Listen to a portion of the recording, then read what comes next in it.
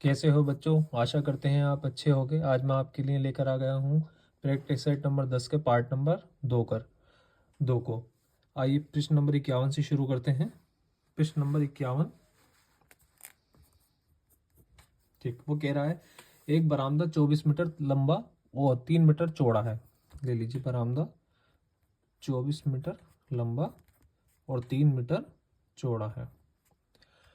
उसे ढकने के लिए 25 सेंटीमीटर लंबे और 20 सेंटीमीटर चौड़े कितने पत्थर लगेंगे? ठीक है, देखिए बरामदे का जो क्षेत्रफल दे रखा है इन्होंने, लंबाई गुणा चौड़ाई, वो दे रखी है मीटर में, और जो ढकने के लिए पत्थर लगेंगे वो हैं सेंटीमीटर में। तो आपको इसे भी मीटर को सेंटीमीटर में बदलना पड़ेगा, यानी कि ये 100 गुणा 24 हो जाएंगे और ये 3 गुणा 100 हो जाएंगे, यानी कि सेंटीमीटर से भाग कर दिया जाएगा, गुणा कर दिया जाएगा इन्हें। अब संख्या कौन सी बची? 25 सेंटीमीटर और 20 सेंटीमीटर। इसे भाग कर लीजिए, 20 पंजे 100, ठीक है, 25 चौक 100, इनकी आपस में गुणा कर लीजिए। 3 पंजे 15, 15 चौक 60, तो यह आ जाएगा आपका 24 गुणा 60, ठीक। और जब इसकी हम गुणा करेंगे आपस में, 6 चौक 24 के 4, तो आपका उत्तर आ जाएगा 1440। आइए 52वां प्रश्न ले लेते हैं। 52वां प्रश्न कह रहा है 16 + 8 भाग 4 - 2 गुणा 3 को हल करना है। ठीक है, 16 + 8 भाग 4 - 2 गुणा 3। ठीक है, ये सरल ही प्रश्न है। सबसे पहले भाग कर लीजिए, 8 को 4 से भाग करेंगे तो आएगा आपका 2, ठीक। फिर उसके बाद 2 तिया 6, तो 16 + 2 बराबर आपके हो जाएंगे 18, 18 - 6, तो आपका उत्तर आ जाएगा यहाँ पे 12, ठीक है। आइए अगला प्रश्न कर लेते हैं, प्रश्न नंबर 53। प्रश्न नंबर 53 कह रहा 1 से 100 तक जुड़वां अभाज्य की संख्याएं होंगी। ठीक है, देखो जोड़े बनाना है अभाज्य संख्याओं के, तो पहला हो जाएगा 3, 5, ठीक है, जुड़वां अभाज्य संख्या होंगी। अब इसमें जो ध्यान रखने वाली चीज है वो ये है कि अंतर जो हो वो 2 से ज्यादा नहीं हो सकता, ठीक है। अगला कौन सा है? 5 और 7, उससे अगला है 11, 13, उससे अगला है 17, 19, उससे अगला है 29, 31, उससे अगला है 41, 43, उससे अगला है 59, 61, और उससे अगला है 71, 73, 71, 73, ठीक है। 100 तक यही है जो कि से अभाज्य हैं युग्म। अब इसे देख लीजिए, 1 2 3 4 5 6 7 8, ये कितने हैं टोटल मिला के? 8, तो आपका उत्तर हो जाएगा 8 युग्म। आइए अगला प्रश्न ले लेते हैं, प्रश्न नंबर 54। एक मनुष्य किसी वस्तु को 400 रुपये में खरीद कर इसे 12.5% हानि पर बेच देता है, तो वस्तु का विक्रय मूल्य बताइए। ठीक है, देखो खरीदी तो क्रय मूल्य कितना है? 400 रुपये। उसे हानि कितनी हुई थी? माइनस कर दीजिए 400 में से 400 का 12.5%, ठीक है, 12.5% हानि से। यहाँ पे 12.5% घटा देंगे 400 रुपये में से। आइए इसे हल कर लेते हैं, ठीक है। 12.5 से 4 की जब गुणा करेंगे तो हमारा आ जाएगा 50, 400 में से 50 घटा दीजिए, ठीक, तो 350 रुपये में वो वस्तु बेची गई, ठीक है बच्चों। आइए प्रश्न नंबर 55 ले लेते हैं, ठीक है।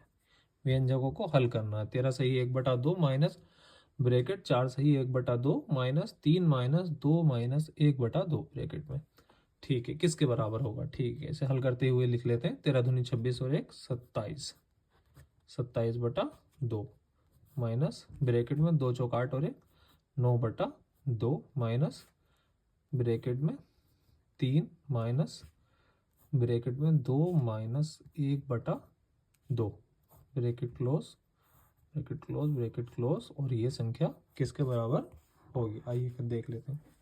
देखो 2 में से 1/2 घटाएंगे तो कितना बचेगा हमारे पास? 3/2। ठीक, इसे करके देख लो। देखो 2 माइनस 1/2, इसका एलसीएम कितना हुआ? एलसीएम 2 ही हुआ। भाग करेंगे तो आ जाएगा 2 दूनी 4, माइनस एक बार में भाग हो जाएगा और एक ही कम 1, तो हमारे पास क्या बचेगा? 4 में से 1 गया, 3/2। ठीक है बच्चों, तो इसका आ गया 3/2। अब 3 में से जब 3/2 घटाएंगे तो इसका उत्तर भी इस तरह से 3/2 ही आएगा। ठीक, और 9/2 में से जब 3/2 घटाएंगे तो साफ साफ दिख रहा है, 9 में से 3 गए तो बचे 6, तो ये बचा हमारे पास 6/2। और अब कितने हैं? 27, 27/2 में से 6/2 घटाओगे तो बच्चों बचेंगे 21/2। 21/2 को सरल कर लीजिए क्योंकि इसका हर छोटा है। तो देखिए 21/2 को 2 एकम 2, 1 जाएगा नहीं तो उसे 0 बार में भाग करेंगे, दशमलव, दशमलव क्या, अब बचा क्या? 1 शेष बचा, और भाग किससे करा था? 2 से, तो आपका उत्तर हो गया 10 सही 1/2। आइए अगला प्रश्न कर लेते हैं। अगला प्रश्न है प्रश्न नंबर 56। ये कह रहा प्रथम 10 प्राकृतिक संख्याओं का औसत निकालो। देखो बच्चों, औसत का सूत्र बता दूं मैं आपको। 56 औसत का सूत्र है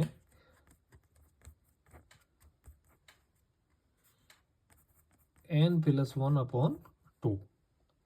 प्रथम 10 प्राकृतिक संख्याओं का औसत, प्राकृतिक संख्याओं के औसत के लिए है। ठीक है, n क्या है? 10 + 1/2, तो ये हो गया 10 और 1 11/2। ठीक है, यही उत्तर में दे रखा है 11/2। इसे भाग कर लेंगे। अगला प्रश्न है प्रश्न नंबर 57। प्रश्न नंबर 57, एक कमरे की विमाएं 10 मीटर, 8 मीटर और 5 मीटर है, तो उस कमरे का में कितनी हवा होगी? ठीक है, ये एक तरीके से धारिता पूछ रहे हैं, आयतन पूछ रहे हैं। तो आयतन का सूत्र क्या होता है बच्चों? आयतन और धारिता दोनों का ही सूत्र होता है लंबाई, लंबाई कितनी है? 10 मीटर, गुणा चौड़ाई 8 मीटर, गुणा ऊंचाई 5 मीटर। कर लीजिए इसे, 10 अट्ठे 80 और 8 पंजे 40, यानी कि 400 क्यूब। ठीक है, घन। आयतन हमेशा घन में होता है। आइए अगला प्रश्न ले लेते हैं, प्रश्न नंबर 58। प्रश्न नंबर 58 में कह रहा है 3 की घात 6 गुणा 5 की घात 4 गुणा 7 की घात 6 गुणा 2 की घात 4 गुणा 5 की घात 3 गुणा 7 की घात 4 तथा 3 की घात 4 गुणा 5 की घात 2 गुणा 7 की घात 3 का लघुत्तम समापवर्तीय क्या होगा? ठीक है, देखो पहले तो वो संख्याएं देख लो। लघुत्तम समापवर्तीय में जो दोनों गुणनखंड में है वो ली जाती है, प्लस वो संख्या जो एक में भी है तब भी ली जाएगी। अब सबसे पहले देख लो कि किस किस के गुणनखंड हैं। इसमें है 2 का, ठीक, गुणा इसके अंदर है 3 का, गुणा 5 और गुणा 7, यही संख्या। लघुत्तम समापवर्तीय वो संख्या होगी जिसकी घात सबसे अधिक होगी। देखिए 2 की घात किसकी सबसे अधिक है? वो है 4। ठीक है, उसके बाद 3 की घात सबसे अधिक किसकी है? 3 की घात है आपकी 6, 3 की घात 6। 5 की घात सबसे अधिक किसकी है? 5 की घात हैगी आपकी 4। ठीक, और 7 की घात सबसे अधिक किसकी है? 7 की घात 6। तो इस तरह 2 की घात 4, 3 की घात 6, गुणा 5 की घात 4 और गुणा 7 की घात 6, ये हो गया आपका उत्तर। देख लीजिए जिसमें भी ये हो। आइए प्रश्न नंबर 59 कर लेते हैं।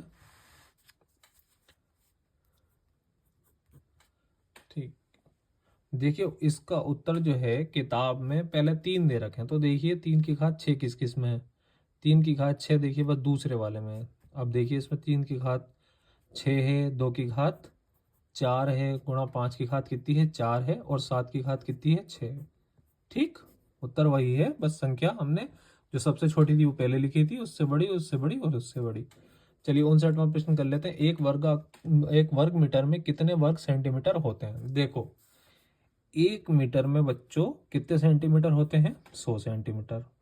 वर्ग का मतलब क्या है, भुजा का स्क्वायर, यानी कि 1 2 बार हो जाएगा। ठीक, तो इसका भी मीटर को सेंटीमीटर में बदलेंगे तो ये कितना हो गया 100 और ये कितना हो गया 100। इसकी गुणा कर लेंगे, 1 ही कम 1। ठीक है, तो आपका 10,000 वर्ग सेंटीमीटर होगा 1 वर्ग मीटर में। आइए प्रश्न नंबर 60 कर लेते हैं। प्रश्न नंबर 60 में क्या कह रहा है वो कह रहा है 11 परिणामों का औसत 40 है। यदि प्रथम 6 परिणामों का औसत 44 तथा अंतिम 6 परिणामों का औसत 36 है तो छठा परिणाम क्या होगा।